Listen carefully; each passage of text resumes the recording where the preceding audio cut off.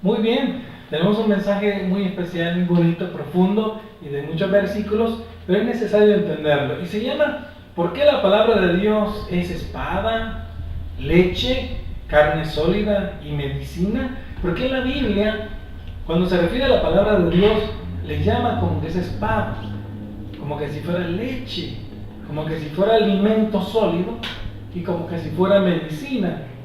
Y vamos a leer el primer versículo que está en Hebreos 4:12. En el nombre del Padre, del Hijo y del Espíritu Santo. Dice así: porque la palabra de Dios es viva y eficaz, y más cortante que toda espada de dos filos, y penetra hasta partir el alma y el espíritu, las coyunturas y los tuétanos, y discierne los pensamientos y las intenciones del corazón.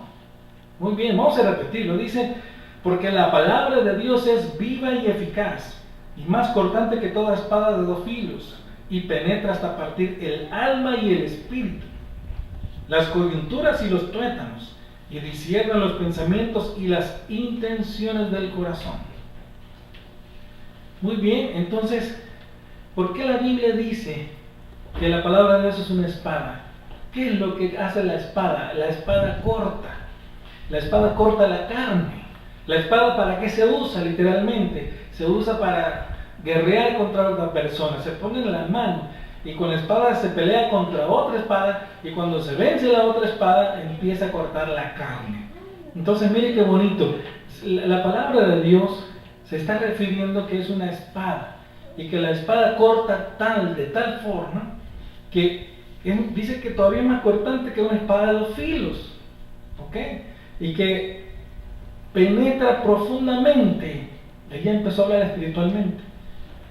Penetra tan profundo que parte el alma y el espíritu, separa las cosas que son de la carne y separa las cosas que son del espíritu. Fíjense bien, las coyunturas y los tuétanos. Usted sabe que cuando hace sopa de res, el tuétano, lo que está dentro del hueso, ¿verdad? Es rico, ese es el tuétano, ¿verdad? Sí. Ese es el tuétano, esa como carnita que está dentro. Ese es el tuétano, o sea, que parte de los huesos. Y fíjense que parte de las coyunturas y llega hasta los ligamentos, parte los huesos y llega hasta el tuétano, o sea, que llega hasta lo más profundo. Ella describió la palabra de Dios, que separó el alma, el espíritu y toda la carne, y llegó hasta el hueso y llegó hasta el profundo del hueso, ¿verdad? Y dice que discierne los pensamientos y las intenciones del corazón.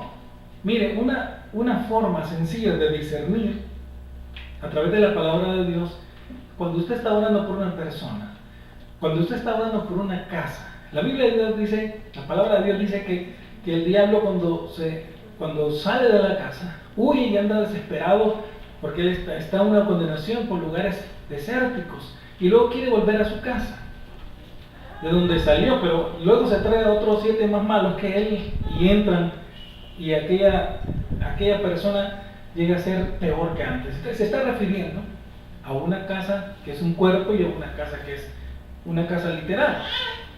Entonces fíjense bien, ¿por qué entonces Dios habla de esta forma? Fíjese que cuando dice la casa, en la casa habitamos nosotros. Entonces cuando usted dice yo envío la paz de Cristo sobre esa casa, el Señor hablaba que cuando llegaran a una casa de 2 en 2, decían la paz de Cristo sea en esta casa. Entonces cuando usted dice esa palabra espiritual, al reino espiritual, cuando dice la palabra, entonces viene el Espíritu Santo, viene el reino de Dios. No le diré reino a las tinieblas, porque nunca la Biblia dice que es reino, solo le llama principado y las tinieblas. Entonces, si aquellas personas son de Dios, entonces la vida de Dios llega a la casa y a las personas de la casa. Amén. Y si son de Dios, la paz entra en la persona y es bendecida. Por eso cuando usted ve que cuando hay casas donde dicen que salen fantasmas, usted se da cuenta que el fantasma se disfraza de la persona que ahí habitó y vivió, pero la persona ya murió. Y yo he visto casos donde la persona fue salva antes de morir, creyó en Cristo, se entregó de corazón, pero usted ve que en la casa están los demonios que se hacen pasar por la persona que está en el cielo. Y es que esos demonios eran los que ahí habitaron un tiempo y volvieron y trajeron otros más malos y ahí viven en esa casa. Fíjese bien, porque de ahí salió, ahí encuentra descanso el enemigo. Y antes esos eran los demonios que esa señora tenía o el señor tenía. Pero cuando Dios liberó a la persona, le sacó a los demonios, también le echó a los demonios de la casa. Cuando la persona murió, los demonios quisieron volver y habitaron. Y las personas ignorantes van y le hablan como que si fuera un ser humano: vete de esta casa. No hay ningún ser humano ahí, hermanos, son demonios. Quiero que entiendan que esos espíritus malignos se están haciendo pasar por la persona. La persona está o en el cielo o en el infierno, ni en ningún otro lugar. Amén. Entonces, cuando uno va a orar, lo primero que hace es que dice la palabra. Dice, o cuando usted está orando por una persona, tal vez la persona está en otro país lejos y usted está sufriendo por la oración porque está en una guerra espiritual. Cuando dice la bendición, cuando dice la palabra, entonces lo que sucede es que el reino espiritual llega a ese lugar y bendice a la persona y la persona tiene paz. Amén. Y entra la paz y cesa la guerra espiritual. Entonces la palabra de Dios es lo que hace eso. Por eso es necesario creer la palabra, creerla en primer lugar, y luego después de creerla usted tiene que decirla. Tiene que decirla. Esa es la guerra espiritual. Amén. Entonces, ¿por qué están los demonios ahí en la casa? ¿Por qué están? Porque tenemos pecado.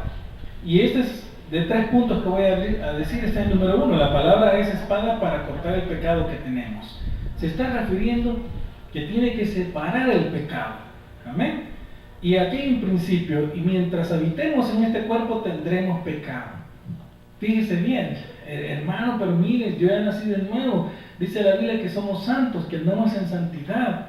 Sí, es cierto, hermano. Sí, pero mientras usted tenga un cuerpo de carne y hueso, este cuerpo lo va a llevar a pecar siempre, de una o de otra manera. Y aquí es donde debemos de entender que nosotros mentimos y decimos que somos santos.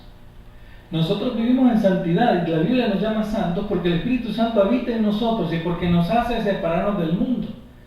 Pero el día que usted ya no va a pecar va a ser el día que va a ser liberado de este cuerpo.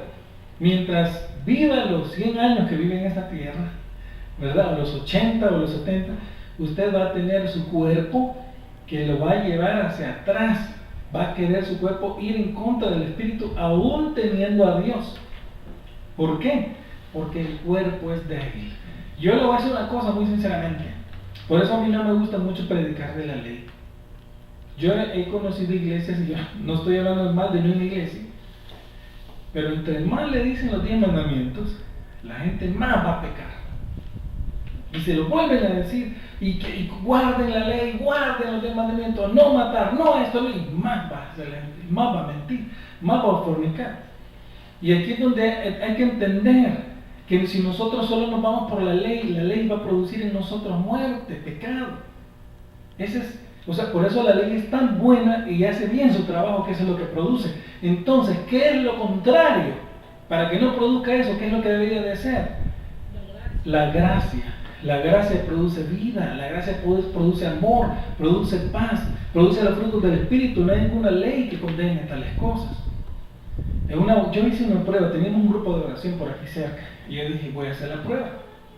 Voy a probar que la ley es buena y que los hermanos todos somos bien pecadores. Y empecé a predicar de la ley y de la ley, y que había que cumplir la ley, respetar la ley y tener que hacer las cosas. Bueno, pues lo que resultó es que todo el mundo, mire, se hizo un alboroto ahí. Y yo le dije, Señor, mire, fue tan grave el problema que todo el mundo se fue.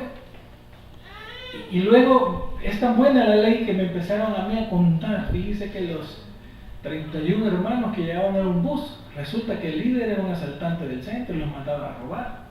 Y mandó a estafar a tal persona y empezó a oír cosas de pecados. Tal persona esto. Y yo le dije, Señor, estoy bien sorprendido. Quiero decirle que la ley en nosotros va a producir eso. Amén.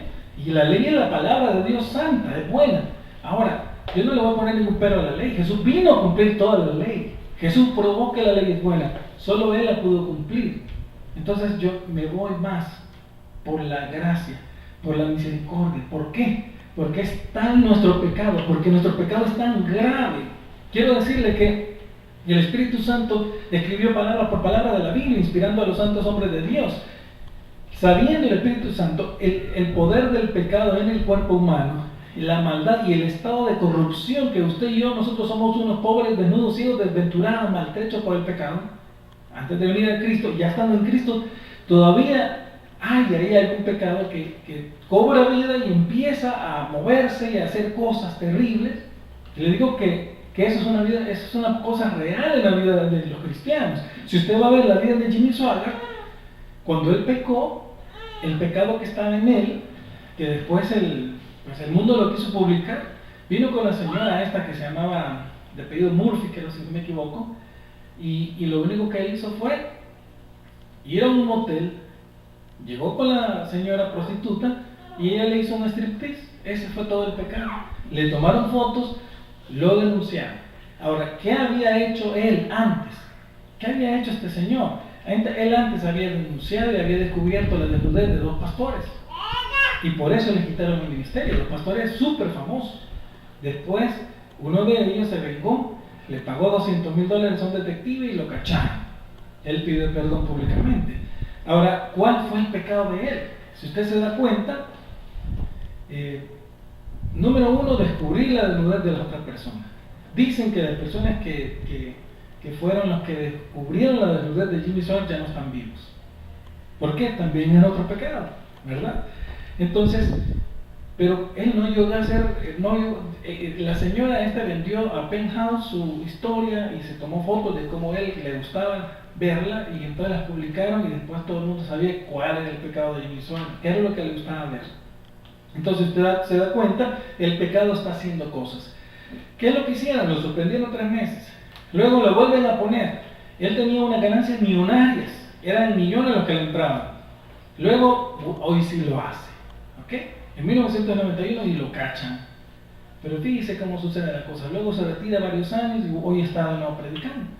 Entonces yo quiero decirle una cosa más. Aquellos que lo quitaron, que eran tan santos, o los que lo criticaron, no es cierto que hicieron mal. Si vemos la historia de Moisés con la hermana Miriam, María, que quiere decir Miriam, usted sabe que Dios le puso lepra por la crítica a María. Entonces yo le digo una cosa, cuando la ley es buena, si predicamos solo ley, el pecado se va a manifestar más en nosotros, porque ese es el trabajo de la ley. Si predicamos la gracia, yo creo que la gracia se va a manifestar. Y yo me acuerdo en el tiempo que yo toda la ley, y todo era no ver, no tocar, ni aún hacer, y era bien estricto, y Dios empezó a tratar duramente conmigo para que fuera pues más tolerante. Y ese es un fruto del Espíritu Santo, la paciencia, la tolerancia. Entonces eso es lo que va haciendo la espada de la palabra, va cortando y va separando las cosas de su vida, para que usted vaya botando el pecado, para que usted pues no haga la misma que hizo pues don Jimmy Swaggart, que él tenía techo de vidrio y tiró la piedra y después le cayó a él, que es tremendo, ¿verdad? Pero así son las cosas. Entonces dice bien que el apóstol Pablo, en el sonum bonum, que quiere decir bien supremo o bien máximo en latín, escribe en Romanos 1, 2, 3 y 4, escribe el bien máximo que él hace es decir cómo es el pecado en mi cuerpo. Y ahí está describiendo él como dice de lo grave que es el pecado. Y no le anda él con cositas. Y yo pongo aquí un ejemplo en el boletín. El ejemplo dice que si usted va donde un médico, una persona va donde un médico y el médico le saca examen, resulta que a usted a la persona le acaba de salir un cáncer fulminante, un cáncer invasivo. Viene y usted como médico, ¿qué le va a decir a la persona? ¿Cómo le diría usted a la persona? Mire, don fulano, doña fulano, fíjese que usted tiene un pequeño problemita ahí, no tiene nada, no se preocupe, no haga nada, solo tómese unas cuantas pastillas para el dolor y ya. Le aseguro que esa persona va a morir. Pero si usted como médico le dice claramente la verdad y le dice, señor, mire, o señora, usted tiene un cáncer invasivo mortal, ese cáncer lo va a matar. Si no usted hace el tratamiento de quimioterapia, está perdido. O sea, necesita hacer el tratamiento, entonces se lo voy a hacer. Entonces así es Dios. Dios nos dice cuál es la medicina. Dios nos dice que su palabra es la única cura para el pecado mortal de nosotros, ese cáncer que corrompe, que corroe. Amén. Entonces fíjense bien, qué tremendo, hermanos, porque el pecado en nuestras vidas arruina nuestra familia, nuestros hijos, nuestro trabajo, nuestras amistades. El pecado de nosotros es terrible. Y yo le voy a decir, ninguno de los que estamos aquí está libre de pecado. Tenemos alguna forma de pecado nosotros. Entonces necesitamos urgente y desesperadamente la medicina, la palabra de Dios. Amén. Entre más escuchamos la palabra, entre más la palabra es sembrada, entre más parte, mejores frutos vamos a tener. ¿Estamos de acuerdo? Gloria a Dios. Entonces, hermanos, no sé si usted logra entender que la doctrina de la depravación total del hombre, pues la decadencia moral del ser humano, del hombre natural, tanto como el ya nacido de nuevo o regenerado, es terrible. Es terrible, hermanos. No hay peor cosa que estar de cerca de una persona que los pecados a usted lo golpean. Yo me acuerdo que nosotros vivíamos y cuidábamos a mi papá que tenía cáncer. Mi papá había sido un predicador, pero él siempre tuvo sus cosas que yo no sé, Dios se las quitó bien tarde. Y como a Mónica y a mí, lo que él hacía lo golpeaba. Y luego él hacía cosas que a mí me herían mucho. Entonces yo le decía, Señor, si yo lo estoy cuidando, yo me acuerdo que yo un día le dije, Señor, yo no le he hecho nada, si yo solo estoy cuidando, y no sé por qué él está así. Cuando yo le dije así, se pegó se grabó, que pensamos que se iba a morir, pero fue tan grave, pero grave, hermanos. Y yo estaba predicando y llegó que interrumpió la prédica y nos enseñó la sonda de él que tenía llena de sangre. Y quería que dejáramos y no aguantaba el dolor, temblaba. Bueno, terminamos la reunión, yo le dije, quítale el dolor, voy a terminar la reunión, y lo llevamos al hospital. Él tenía cáncer. Vivió 4 años después y murió, después de la operación. Y entonces yo logré notar que entre él más mal se portaba, más, peor le iba con la enfermedad. La enfermedad era un freno, la enfermedad era como un látigo para él. Entonces yo un momento que yo empecé a declarar bendición y gracia. Yo ya no me quejaba con Dios, sino que yo le decía, Señor, qué bonito es Él, ayúdale, Señor, es un gran hombre. Y empecé a decir solo lo bueno. Y yo vi cómo Él empezó a calmarse. Y llegó un momento que dejó ese pecado de la ira, porque parecía de ira. Él se enojaba, ¿verdad? Cuando se enojaba, él hasta maldecía. Y por cierto que le quitaron las cuerdas vocales. Dios se lo avisó que si seguía maldiciendo le iban a quitar las cuerdas. Y de hecho se las quitaron. Entonces, ya está en el cielo mi papá. También le quitaron la mitad de la lengua. Entonces, cuando él se enojaba, era una cosa terrible, ¿verdad? Y entonces cuando yo le empecé a decir la palabra de Dios, usted es bendito, usted es bienaventurado, usted es hijo de Dios, usted es salvo, usted es santo. Y entonces él como que sentía consuelo. Y yo pude ver que hacemos más diciéndole la gracia, la misericordia de Dios, que poniéndole la ley, que es buena. La ley lo que va a hacer es que más lo va a condenar. Entonces, yo no es que renuncie a la ley. De hecho, Dios tampoco nunca dice nada acerca de eso. Lo que dice es que el Espíritu Santo la cumple, o sea, hace que usted la cumpla. Amén. ¿Y cómo la hace? Pues cuando usted tiene fe, la está cumpliendo. Cuando usted tiene amor. El fruto del Espíritu es amor, es paz, es alegría, es gozo, es esperanza, ¿verdad? Es dominio propio, es paciencia, tolerancia. El fruto del Espíritu Santo es que a usted le sale la bondad, le sale la amabilidad. Ahí cumplió la ley de Dios. Amén. Y entonces, hermanos, esto es lo que hace la palabra de Dios. Pero necesitamos entender y agarrar al toro por los cuernos y decir cómo son las cosas. Por eso, muchas veces a los pastores reformados nos llueve sobre mojado. Porque muchas veces a nosotros nos toca decir la verdad. Hace poco yo fui a un lugar y andaba con mi cuñado andábamos haciendo un trabajo de él y nos tocó ir a conocer a una familia así de repente, porque ahí estaba la persona que buscaba a él en otra casa, ¿verdad? No en la suya. Entonces yo entré ahí y estaba viendo el noticiero de los acuerdos de paz. Y yo veo que está ahí el presidente Sánchez Serén, más joven. Y como usted sabe que si usted anda en el espíritu, usted va a ver las cosas de otra forma. Entonces yo estoy viendo, y salen ahí al expresidente Duarte, difunto. Bueno, y yo veo y digo, ¿cuánta destrucción hizo Duarte? La reforma agraria, los paquetazos, ¿cuánto destruyó el país? Se destruyó la agricultura. Y estoy viendo que quienes destruyeron este país, el FMLN. Yo me acuerdo, a mí me llevaban a adoctrinar los guerrilleros, bueno, todos los amiguitos míos que tenían mi edad, toditos los mataron, que eran los tales amuelitos. Entonces yo lo veo ahí de presidente, lo veo en la firma de los acuerdos de paz, lo veo joven, y yo digo, y dije, qué barbaridad, esta persona está en el poder, está la codicia de él, que mató. Él es el que dicen que mató al doctor Rebollo, que era el ministro de Educación. ¿Se acuerdan ustedes? En 1980, 81. Carlos Herrera Rebollo. Entonces, o sea, está la codicia del hombre, pero está la codicia que él está en el poder a costa, yo dije, de la muerte de un montón de tontos e ingenuos y otros inocentes.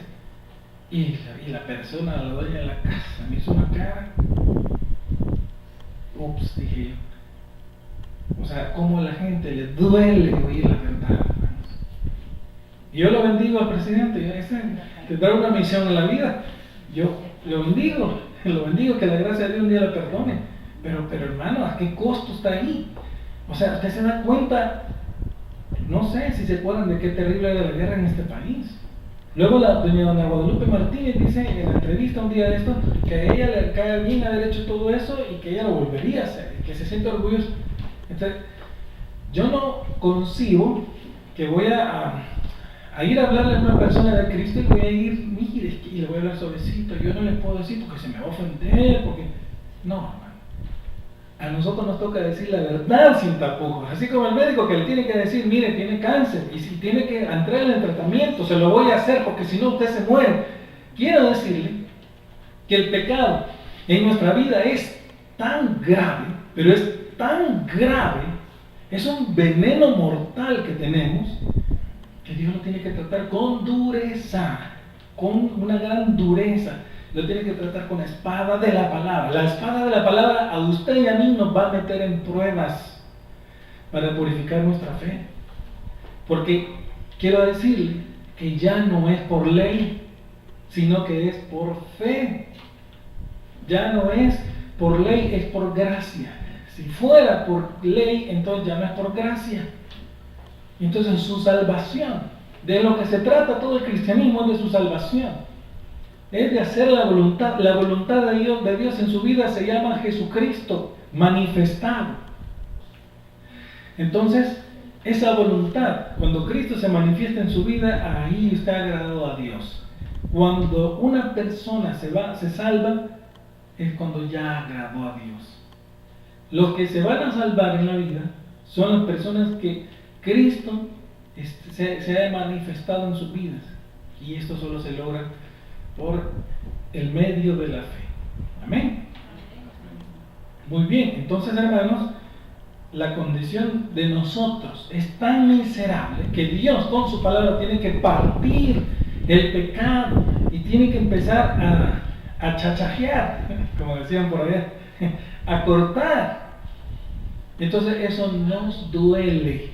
Yo no conozco a un hijo de Dios que no haya entrado en las cosas de Dios sin problemas. Ayer estaba hablando con una señorita que llegamos a nuestra hijita a donde el médico y la secretaria nos estaba compartiendo y me dice, hermano, ¿por qué será que cuando yo entré al cristianismo, mire, nos pasó lo peor que nunca nos había pasado? Mi mamá se enfermó, estuvo grave en el hospital y me empezó a contar.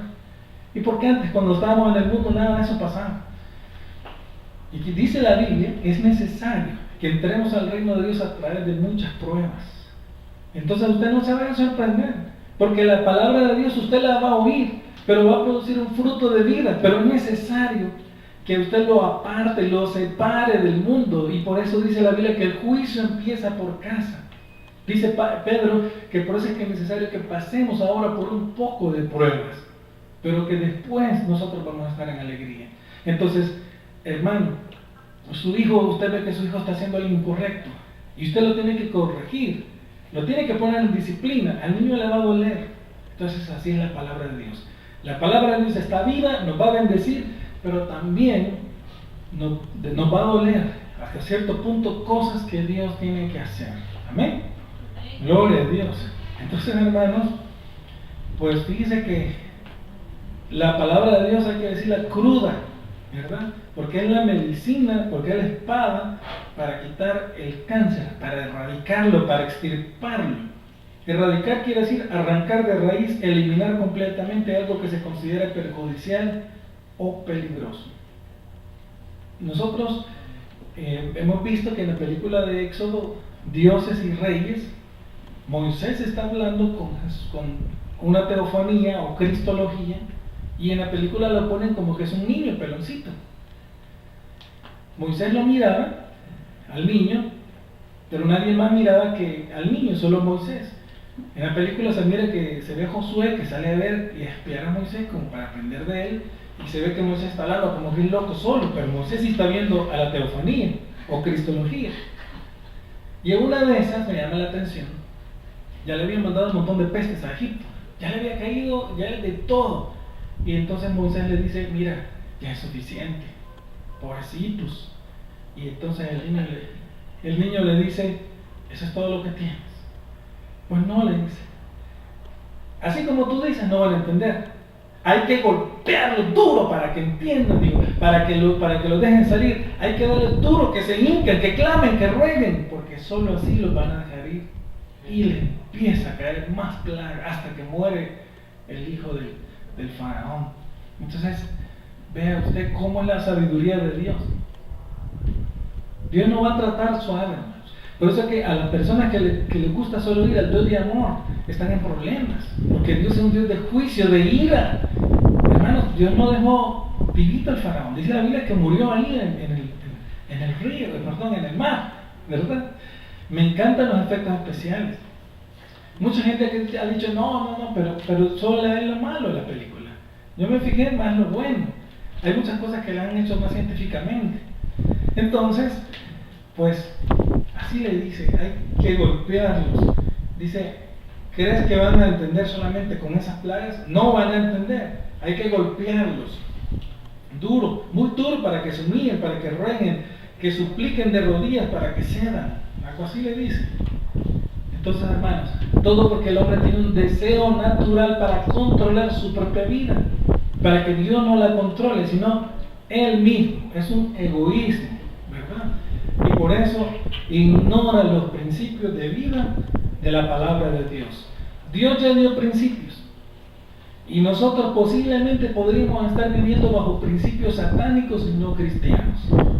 ¿Sí? Por ejemplo, vea las Kardashian, y usted va a ver que el principio de vida de ellas, de la señora, doña Chris, es la codicia, greed, ¿verdad? Ella codicia, ella quiso ser estrella, como no pudo, manda a una hija, manda a la otra hija, y empieza, ella le dijo a la hija que hiciera el video pornográfico, ella lo vendió por $1 millón y algo de dólares, ella hoy ya hizo uno de ellos, es una codicia. Entonces, ¿quiere ver pecado? Vea la Kardashian, entonces va a ver el pecadito de ella. Aparentemente, está todo bien, ¿verdad? Pero estamos viendo principios satánicos, hermanos. Entonces la Biblia cataloga esta actitud como pecado. Todos nosotros nos descarriamos como ovejas, cada cual se apartó por su camino, dice Isaías 53:4. El pecado tiende a separar nuestra relación con Dios. Cuando somos hijos de Dios, lo que tiende a separar el pecado es nuestra comunión, nuestra relación, no nuestra condición.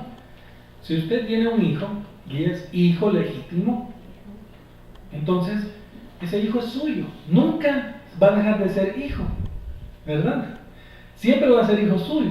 Pero si el hijo peca contra usted y de alguna forma le ofende, ¿qué es lo que se ve perjudicado? ¿Se ve perjudicado la condición de hijo o la comunión, la relación de hijo? Así es con Dios. Entonces, el pecado, cuando un hijo de Dios, una hija de Dios, de alguna forma, tiene un pecado, lo que hace es que se va como separando de Dios, pero Dios hace que no se separe porque Dios es bueno. Entonces, la persona empieza a tener miedo, ¿verdad?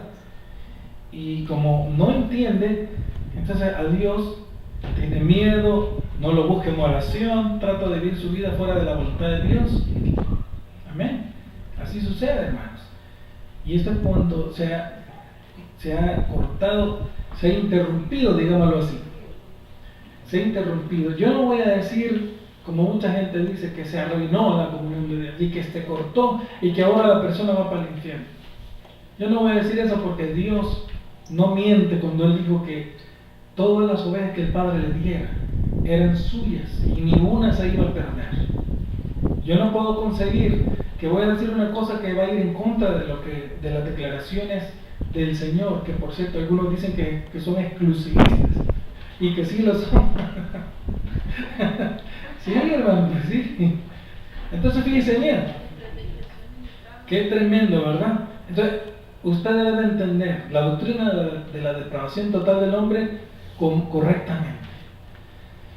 A mí a veces me gusta ver esos programas de Investigation Discovery, no porque me guste el pecado ni lo que está ahí, porque yo no voy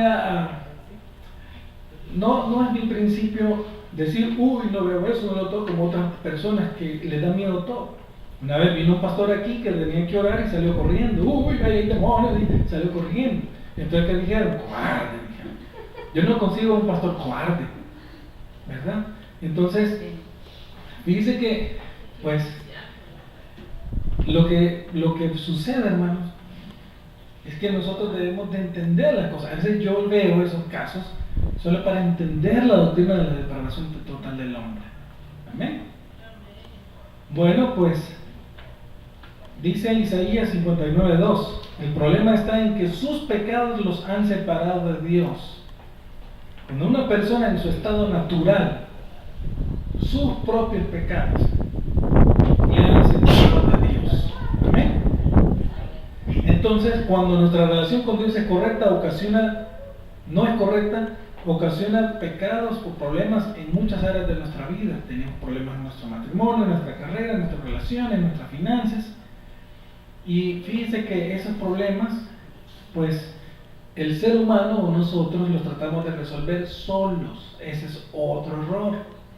Dice en 1 Corintios 5:7 en la Biblia del lenguaje sencillo, por lo tanto dejen de pecar. El pecado es como levadura vieja que a todos echa a perder. Entonces, hermanos, aquí el primer principio es ser sincero con Dios. Usted va y le dice al Señor, Señor, yo tengo este pecado. ¿Usted cómo cree que oran los siervos de Dios, los hijos de Dios? ¿Usted cree que van a ir a decir, Señor, yo no tengo nada? No. Un hijo de Dios, una hija de Dios le va a decir, Señor, yo tengo este pecado, y le llora, Señor, quítame este pecado. Mire, el apóstol Pablo le puede decir, Señor, 3 veces le he rogado que le quite ese aguijón mensajero de Satanás en su carnita, que lo abofetea. A saber qué pecado así. Las personas que tratan de suavizar la Biblia dicen, no, era una enfermedad, no, él era ciego, no, él padecía de diarrea, porque le dice por ahí, con mi propia letra se ha escrito grandes. El otro le dice, Timoteo, toma vino porque padece mucho del estómago. No, es que él padecía de diarrea, no, hermano. Él era un hombre que tenía carne. Él dice, miserable de mí, ¿quién me librará de este cuerpo de muerte? Él dice, vendido soy al pecado, pero gracias a Cristo. Quiero decirle, hermano, que no conviene que tengamos pecados. Todo me es lícito, pero no todo me conviene. No nos conviene tener pecado. Dios, que quite nuestros pecados. Mire, yo le digo al Señor, Señor, quítame los pecados. Quítame, partime. Señor, ayúdame. ¿Usted cree que es bonito estar cargando con el bulto de pecados? ¿Ah? Y esto que estando en Dios. ¿Y sabe por qué le decimos eso? Porque a la hora de la prueba es cuando más se manifiestan los pecados, hermano. Entonces, hermanos, pues ser sincero con Dios significa que debemos vivir rectamente frente a Dios y los demás, según la palabra de Dios, bajo los principios de su gobierno y no bajo nuestro criterio del bien y del mal, ni de prejuicios ni de razonamientos. Debemos de movernos y caminar en esta vida con pureza moral y ética, es decir, tomando las decisiones correctas según la palabra de Dios. Ahora, ¿cuáles son de los pecados más peligrosos? ¿Cuál cree que son? La incredulidad y la codicia. ¿Quién codició primero en el cielo? El diablito. Codició el puesto de Dios. ¿Qué codició Evita? Codició ser como Dios. Fíjense bien, el diablito, conociendo la naturaleza del hombre, le pone la tentación: come y se te harán abiertos los ojos y serás como Dios. Podrás ser sabio. Voy a ser como Dios. La codicia y la incredulidad. Hermanos, la incredulidad es terrible. Quiero decirle que ese pecado lo tenemos todos, ¿sabían? ¿Sabían cuál es el antídoto de la incredulidad? Es la fe. Y la fe la produce el Espíritu Santo. Cuando hay incredulidad en nuestras vidas, no pasa nada. No vemos milagros, no vemos cosas, a menos que sea por una prueba de Dios que la haya metido a usted unos 3, 4 años, 5 años, no sé. Y que Dios diga: en 7 años vas a estar así, no vas a ver nada, porque es prueba mía, es un decreto. Pero aún así viera algo. O sea, porque la fe Dios nunca la va a pagar.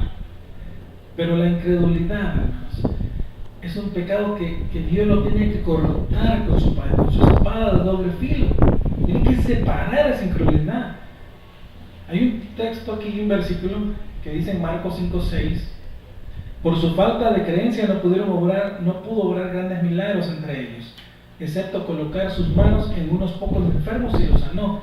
Y se asombró de su falta de fe y se fue de ahí. No era un terreno fértil. Entonces, hermanos, necesitamos orar y pedirle al Señor que nos dé una fe exponencial, una fe sobrenatural. ¿Por qué? Porque si hay incredulidad en nuestras vidas, sin fe es imposible agradar a Dios. No pasan las cosas. Es necesario creer. El Señor Jesús le dijo a Tomás: mira, aquí están mis llagas en las manos y mi costado en mis pies. Míralas. Y no seas incrédulo, sino creyente.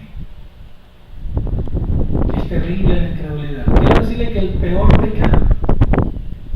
pecado de incredulidad, ese produce blasfemias. El pecado de incredulidad es el que produjo a los fariseos atribuir a las cosas del Espíritu Santo que hacía Jesús al enemigo. Mire qué tremendo, hermanos. Ese pecado de ellos era terrible. El pecado imperdonable es ese. ¿Y cuál es? Llegó el Señor, les dio la oportunidad de que creyeran, de que lo aceptaran, pero ellos no creyeron. Su incredulidad no permitió y rechazaron al Señor. Yo he conocido personas que en el momento de muerte rechazan a Dios, rechazan al pastor, rechazan hasta al cura, y en el momento de morir ponen una cara de espanto porque ven al demonio que se llama muerte, que lo va a traer. No eran salvos, porque Dios es efectivo. Dios no desperdicia. O sea, donde Dios dispara una bala, pega. Aunque Dios les dio la oportunidad, tampoco Dios les ayuda más allá. Como cuando Él tiene gracia con una persona que Él le nace hacerlo. Yo no le voy a decir eso, ni ningún pastor se lo va a decir, porque no está en nosotros la explicación. Ese es un misterio escondido en Dios. ¿Por qué unos se salvan y por qué otros no? ¿Verdad? Solo Dios lo sabe. Cristo vino a morir por sus ovejas, no por toda la humanidad. Esa es la guía que andan diciendo por ahí. La Biblia no dice que murió por toda la humanidad, dice que murió por los que el Padre le dio, por los suyos. Entonces viene el arminianismo, como no quiere poner a Dios de malo, porque así creen que es malo, y Dios no es malo, simplemente Dios es el dueño. Y como dueño decide qué es lo que va a hacer. Si no dijera la Biblia: tendré misericordia del que yo quiera y endureceré el corazón del que yo quiera. Me compadeceré del que quiera. Así que no es el que corre ni el que corre ni el que llega primero. No es del que quiere, sino de Dios que tiene misericordia. Fíjense bien. Yo digo porque me ha tocado ver. Yo vi guerrilleros muy malos. Eran gente muy malvada que mataba por gusto. Y mi papá les predicaba. Y esa gente, mi papá la predicó, digamos, hoy en la tarde lo mataron. Y cuando estaban bautizando, mi papá lo iba a ver y todavía maldecían a Dios. ¿Que acaso Dios no podía contra ese pecado? Claro que sí podía, hermanos. Si Dios es todopoderoso. Pero Dios, por su incredulidad, no le quiso ayudar. Esa es la verdad. Entonces viene el arminianismo y por no poner a Dios como malo, dicen Dios, usan el argumento de la presciencia y dicen Dios ya vio en el futuro que él lo iba a aceptar. O sea, como ya vio, entonces hace un plan para mandarle ahí a los profetas. Como que si Dios no fuera causativo, como que está de brazos cruzados. Dios es el principio y el fin, y Él causa desde el cielo las cosas y en la tierra se ven los efectos. Dios es activo en todo y pasivo en nada. Por eso, hermanos, hay que temer a Dios. Miren, una de las cosas que le podemos enseñar a nuestros hijos es temer a Dios. Eso es lo mejor que usted puede hacer. Temer a Dios, enseñarle la palabra de Dios. Enseñarle quién es Dios. Dios puede hacer lo que quiera. Amén. Entonces, por eso cuando uno va a tener un niño, un bebé, cuando uno va a hacer algo antes, uno le consulta a Dios con quién se va a casar, si va a tener el bebé, se lo entrega desde antes. Señor, yo le dije, Señor, si tú me das hijos a mí, yo te quiero pedir que mis hijos sean salvos, si no, no me des nunca un hijo, porque yo no aguantaría el dolor de ver que tuve un hijo que vino a esta tierra y que después lo voy a ver en el infierno, yo desde el cielo. No voy a aguantar. Y entonces yo le oré a Dios y Dios me dio 2 hijos que yo sé que son salvos y Dios me ha dado promesa y le he puesto los nombres en la promesa a ellos. Entonces fíjense bien, hermano, ¿qué es lo que tiene que ser la palabra de Dios? Dios tiene que limpiarnos. Jesús dijo, vosotros estáis limpios por la palabra que os he hablado. La palabra limpia, la palabra separa.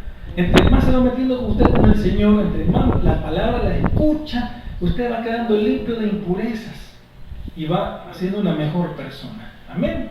Número 2, la palabra de Dios es nuestra medicina porque nos hace nacer de nuevo. En Juan 3:3,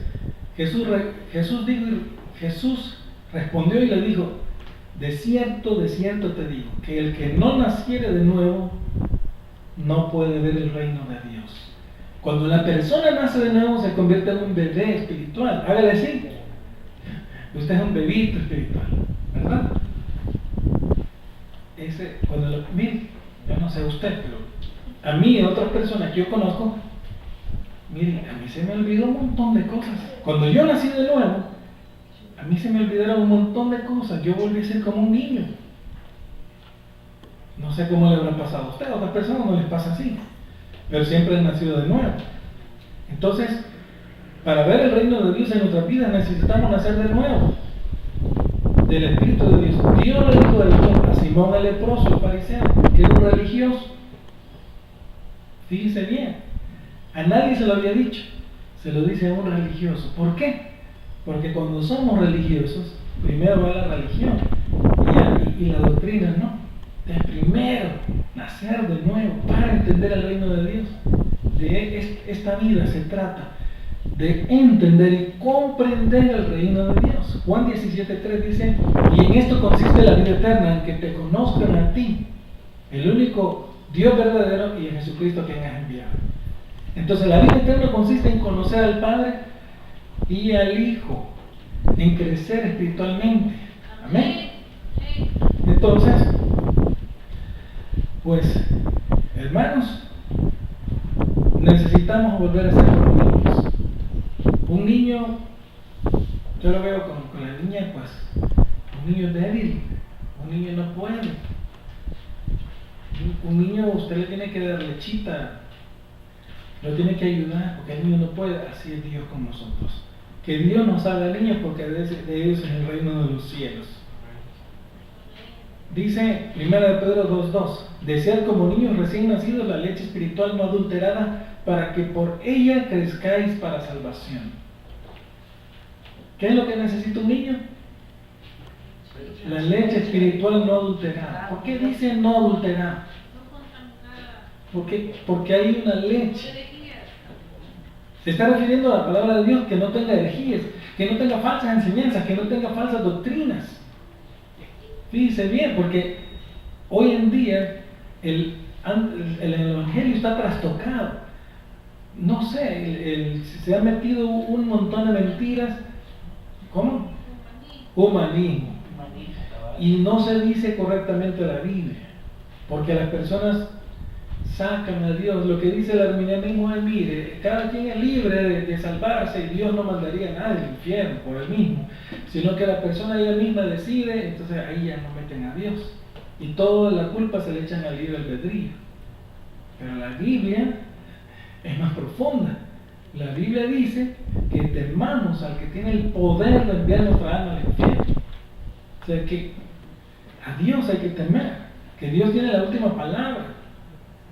En el final Él decide, no, esta persona no es digna de mí. ¿Ok? Esta persona no hizo mi voluntad en toda la vida. Anduvo matando, destruyendo. En una ocasión me tocó contarle a un joven que me dijo, mire, todos nos vamos a salvar, que Dios no es malo, todos nos va a llevar al cielo. Me tocó contarle la historia de un tal guerrillero que yo conocí, que había sido jornalero de mi abuelo. Y entonces, cuando yo le conté esa historia, me dijo, mire, me dijo, ese señor necesita que lo castiguen. ¿Está entendiendo? Pero allá había un guardia también, que era chiquito, morenito, que era tan, mire, hasta los mismos guardias le tenían miedo, pidieron que se lo llevaran. ¿Sabe qué hacía ese señor? Bajaba de los buses a la señora embarazada, le metía el G3, ya sabe por dónde, y le jalaba la ráfaga y ahí quedaba la señora muerta con su bebé. O sea, el tipo sí era. Y por nada, solo porque lo miraban mal. Entonces quiero que entiendan, usted allá en la internet y todos nosotros acá, que Dios no va a premiar al que hace la maldad. Dios no lo va a premiar. Este es un principio, que el que hace el mal va a ser castigado y va a ir al infierno. Y el que hace el bien, porque tiene el Espíritu Santo, porque obedeció, hizo la voluntad de Dios, va a ir al cielo, va a ser premiado. Amén. Y el punto número 3, para ir terminando, cuando usted ya deja de ser niño, porque ya crece, la palabra es nuestro alimento porque nos hace crecer y convertirnos en adultos espirituales. Y aquí hay una palabra bien bonita que me encanta. Esta me encanta igual como la otra, pero un poquito más. Porque aquí está hablando de que un adulto come carne sólida, come alimento sólido, ya no solo busca la lechita. Amén. Y puse, para que lo sea más fácil, puse la Biblia de lenguaje sencillo para que lo entiendan más. Un adulto puede comer alimento sólido y puede masticar la carne sólida. En Hebreos 5, 12, 14 dice, con el tiempo que llevan de haber creído en la buena noticia, ya deberían ser maestros. Sin embargo, todavía necesitan que se les expliquen las enseñanzas más sencillas acerca de Dios. Parecen niños pequeños que no pueden comer alimentos sólidos, sino que solo toman leche. Son como niños recién nacidos que aún no pueden distinguir entre lo bueno y lo malo. En cambio, los que sí saben distinguir entre lo bueno y lo malo, y están acostumbrados a hacerlo, son como la gente adulta que ya puede comer alimentos sólidos. ¿Se está dando cuenta? Así como molesta el pecado, a este apóstol le está molestando un grupo de personas que después de un tiempo de haber nacido de nuevo y de estar creciendo en la cosa de Dios, están enanos espirituales. Y dice que debiendo ser maestros, aún son niños. Así está la iglesia mundial. Son como niños espirituales, no somos como niños espirituales. Aún ya debiendo ser maestros, se necesita que se les vuelva a enseñar los rudimentos de la palabra de Dios. Porque son niños y buscan otra vez la leche y no soportan la carne. La carne les indigesta. Fíjense bien. El alimento sólido, bueno, vaya a darle usted al bebita alimento sólido, no lo aguanta. Entonces, ¿qué dice el apóstol? Bueno, como no aguantan el alimento sólido, quieren otra vez darle lechita cuando ya pasó el tiempo. Entonces necesitan crecer y madurar espiritualmente para que Dios les dé alimento sólido. Eso lo hace cuando usted va conociendo el bien y el mal y va discerniendo, esta palabra de Dios es buena, no es mala. Porque quiero decirle, hermano, yo he conocido personas que cuando yo les he dicho la palabra de Dios han dicho que entendieron lo mismo que le hicieron al Señor. Les estoy diciendo cosas santas, sagradas de Dios, pero como es carne sólida y como ellos son enanos espirituales o bebés, entonces, se indigestan, ¿no? Y empiezan, porque les cae mal, porque no pueden aceptar las cosas de Dios. Por eso Jesús le dijo a Simón el leproso,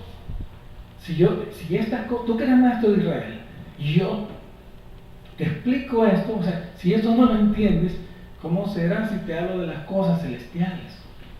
Entonces, fíjese, hermano, por eso la palabra de Dios tiene que ser espada, leche, alimento sólido, medicina.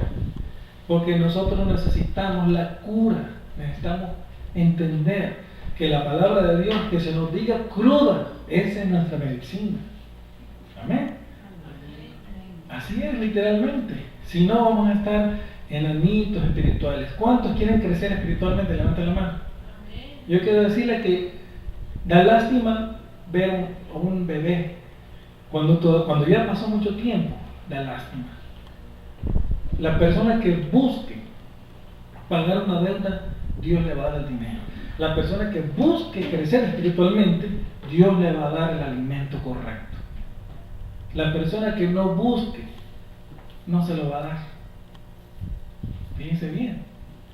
Entonces, por eso dice el apóstol Pablo, miren, Pedro, hablando de Pablo, dice, miren, Dios al apóstol Pablo, al hermano Pablo, le ha dado unas cosas que los indoctos no pueden entender, que son cosas difíciles de entender, que solo los maduros pueden entender. Pablo dijo, yo no he rehusado darle todo el consejo de la palabra de Dios, sino que todos se los he dado. A mí no me gustaría que me engañaran. Por años he buscado la verdad. Yo le preguntaba a pastores, le preguntaba por todos lados y no sabían las respuestas. Le pedí a Dios de rodillas, me hinqué, le dije, Señor, dime cómo son las cosas. Y yo no lo sé todo, yo soy ignorante, pero Dios algunas cosas me empezó a sanar mi corazón, a decirme cómo son las cosas. Y las cosas a veces cuesta entenderlas, hermano. A veces cuesta entenderlas, pero hay que asimilarlas. Por eso dice aquí, y con esto voy terminando. En cambio, los que sí saben distinguir entre lo bueno y lo malo, porque están acostumbrados a hacerlo, son como la gente adulta que puede comer alimentos sólidos. Le vuelvo y le digo, mire, cuando uno dice una cosa espiritual de Dios buena, cuando la gente no está acostumbrada, viene y dice que es del enemigo, o dice que no es así, o dice que no es de Dios, y empieza a entrar la palabra que le fue dada, hace una persecución por causa de esa palabra, pues persigue al enemigo, empieza a molestar para que la persona renuncie a la palabra. Qué tremendo, ¿verdad? Entonces así está la iglesia de hoy. La iglesia de hoy está agarrando una cosita, tiene la Biblia borrable, una cosa la borra y no la quiere agarrar, la otra cosa sí la agarra, y eso no está bien. Por eso la palabra de Dios tiene que ser viva, eficaz, más cortante que una espada de doble filo. Y dice Gálatas 2:19, yo por mi parte, mediante la ley he muerto la ley a fin de vivir para Dios. La ley me mató. Mediante la ley he muerto la ley a fin de vivir para Dios. Cristo resucitó y me ha dado vida. ¿Cuál es el fin o el propósito de nuestra vida? Pues nuestro propósito es vivir para Dios, para sus metas, para sus planes, para su voluntad. En otras palabras, para su propósito, no los nuestros. Esto es vivir para Dios, para Jesús. Así como dice 2 Corintios 5:15, Él murió por todos para que los que viven no sigan viviendo para sí mismos, sino para Él, quien murió y resucitó por ellos. Ya no vive para usted, viva para Cristo. Cuando usted vive para usted, sus planes van primero, las cosas suyas van primero. Cuando una persona que ha muerto en las cosas espirituales, sabe que sus derechos están rendidos a los pies del Señor. Sabe que donde Dios le diga va a ir. Un soldado, mire, usted ahora va a ir a Somalia, allá va. Ahora va a ir a la India, allá va. Entonces, la iglesia madura eso hace. La iglesia tiernita, no, ¿qué me está diciendo? Hay que volver a la lechita. Entonces, ¿qué preferimos? La espada de la palabra que confronta nuestro pecado, que mi pecado molesta a mi hermano, a mi prójimo, y el de él me molesta a mí, o que nos estamos dando pajitas con lechita espiritual adulterada. En eso no consiste el Evangelio. El Evangelio consiste en comer alimento sólido, en conocer al Padre, al Hijo, lo que es de Dios y lo que es del enemigo. Eso es del diablo. Lo que es del diablo usted lo va a separar. Usted no lo va a venir a decir a Dios o a otra persona, eso es bonito cuando es del diablo, cuando es un principio satánico. Usted le va a venir a decir a Dios, qué bonitas son tus cosas, porque sabe que son de Él. Y qué feas son las cosas del enemigo y del mundo cuando sabe que son del mundo. Amén. Muy bien, vamos a orar. Señor, gracias por tu palabra, porque esta palabra ha limpiado nuestro espíritu. En el nombre de Jesús, yo lo puedo sentir, yo lo puedo percibir, lo puedo ver. Con esta palabra has cortado, has separado las coyunturas, los huesos, los tuétanos, Señor, lo espiritual de lo material. En el nombre de Jesús, ayúdanos a entender y a crecer. Que esta palabra nos dé vida, que esta palabra nos dé madurez, que esta palabra nos dé crecimiento. En el nombre poderoso de Jesús, Señor. Amén y amén.